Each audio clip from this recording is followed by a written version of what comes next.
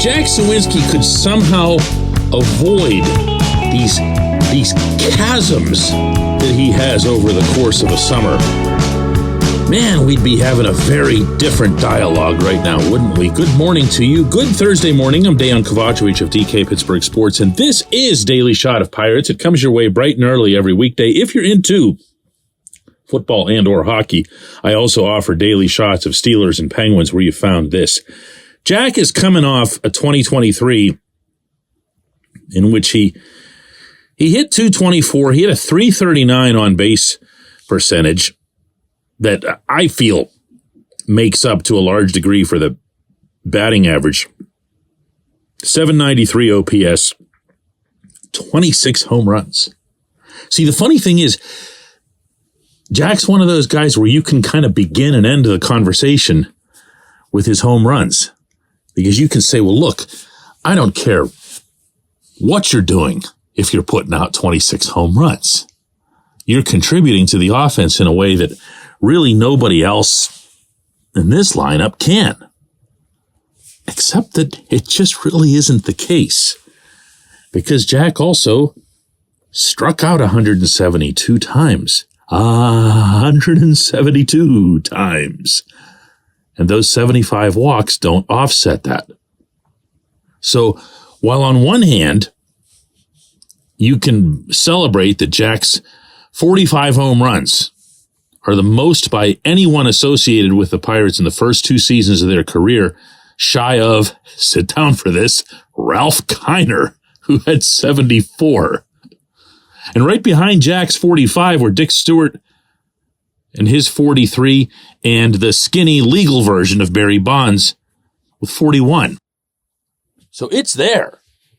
The raw, natural power, the ability to hit the ball almost effortlessly out to right field. There's a swing path there. There's a trajectory that allows him to pull the ball. And at PNC Park, that's very much his friend, as he's hit the overwhelming majority of his home runs at home. But what is there that he can do to just generate more extra base type contact? 21 doubles is a really oddly low number for someone with all of those home runs. And to just not strike out as much, to put the ball in play. My understanding of the way the Pirates have worked with Jack is that they don't want to mess with the home run swing. They don't want to mess with the home run approach, which is why, and I know it drives you nuts to watch it, you're going to see him never, ever, ever, ever take something off a swing, old school style, because he's only got the one swing. I mean, yeah, he'll go straight away center on occasion. He'll even, my goodness, once in a blue moon, take something the other way, but it's rare. And it feels like, although they won't say this, the organization's thinking is, we'll take the home runs. We need the home runs. And if he happens to be the guy who comes up with bases loaded and 2 outs in the ninth and all you need is a hit, yes, he's going to be going for the fences. That's just the way that it's played out to date. And I'm going to be honest with you here. I'm not smart enough from a baseball standpoint to know that that'd be wrong. I know that over the course of 162 games, a good offensive team needs X number of home runs. And they don't get a ton from the rest of the lineup. You're not going to ever have some sort of explosive total from even your best guys, Brian Reynolds, Brian Hayes, and so forth. And at the same time, it still feels like there's a way to get all of his numbers and all of his production up without taking away any of the home runs, just by avoiding those, the 0 for 30s with 19 Ks. You know what I'm talking about. The crazy slumps that drag on for weeks and make you wonder if they actually have to send him back to the minors, even though by now he really, really, really ought to be an established big leaguer? And how do you do that when his slumps have a propensity to be riddled with strikeouts? Not every other at bat, more than every other at bat is a K. And they can be strikeouts looking. So you're not even talking about him just not timing things well or just missing. You can also be talking about him just lacking recognition or confidence. And man, this I can tell you from covering him and being around him, he takes those so hard. And I don't know that he has the personality of other hitters I've covered over the years who strike out a lot, who know that they strike out a lot, and who just accept it, meaning that's just who I am. Come and talk to me at the end of the year and ask me where my numbers are. Those guys that are almost, their chests are puffed out as they're saying it. That's not Jack. Okay, trust me on that one. That's not Jack. There's work ahead for this young man. There's a real gift that he's got. Putting it all together, this team needs a pleasant surprise or 2 or 5 to be what they hope to be in 2024. And Jack might just well top that list. When we come back, J1Q.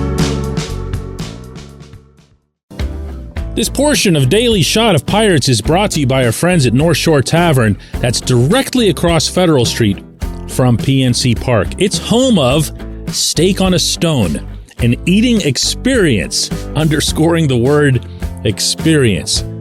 The steak is brought to you partially cooked on an 800-degree stone, and you do the rest.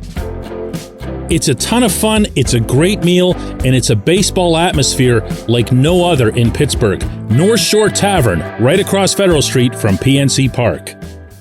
Your front door, your car, your bike, your computer, your gun.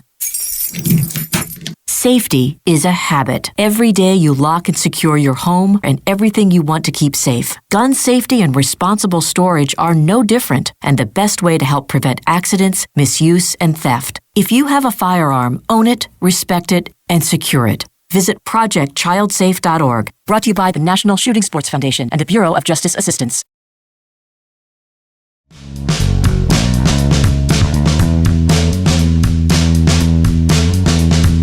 Today's J1Q comes from Gerard, who asks, in light of the past couple of episodes of Daily Shot of Pirates and everything about really the lack of talent and the lack of instruction and development, but in particular related to international prospects and those from Latin America, Gerard asks, the sad part is that I remember complaining about the franchise's inability to identify and develop talent back in the late 90s, and most people agreed at the time. 4 management groups, 2 owners, and a quarter century later, the same complaint exists, and it's just amazing, isn't it? Well, yeah, Gerard, actually it kind of is. Because you can't even throw everything at Bob Nutting the way everybody likes to. He didn't take over as controlling owner until 2007. So there have been a lot of commonalities, weird commonalities, things that shouldn't be commonalities, where you'd think that you would just run into certain players or coaches by accident. That you just stumble on one who happens to be really good and really valuable. They've had their share in that span, to be fair. They've had guys who knew what they were doing. Sometimes they weren't retained.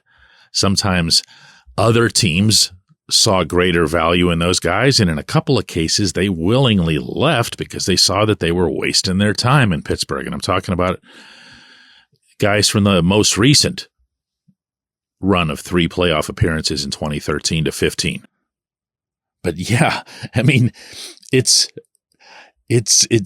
something that reminds me of, I used to crack a joke when I was full time on the Pirates beat that my business card should have read, explaining the inexplicable, because there was no way, there were no answers for some of this stuff. There's no answer for this. There's no way to explain to people how, for example, Nutting cleans house, and admirably so, even if it was a little bit too long in the making, cleans house in 2019. Just sends almost everyone out the door, certainly everyone of consequence. When you're talking about the manager, the general manager, the assistant general manager, the team president, everybody just, there they went. And he states a priority, a clear priority in doing so. And I sat there with him in that big glass room at 115 Federal as he laid it out again and again and again. No matter what I'd ask about, he'd keep coming back to the same focus. He loves to do that, by the way. He'll take one point and just hammer it like crazy.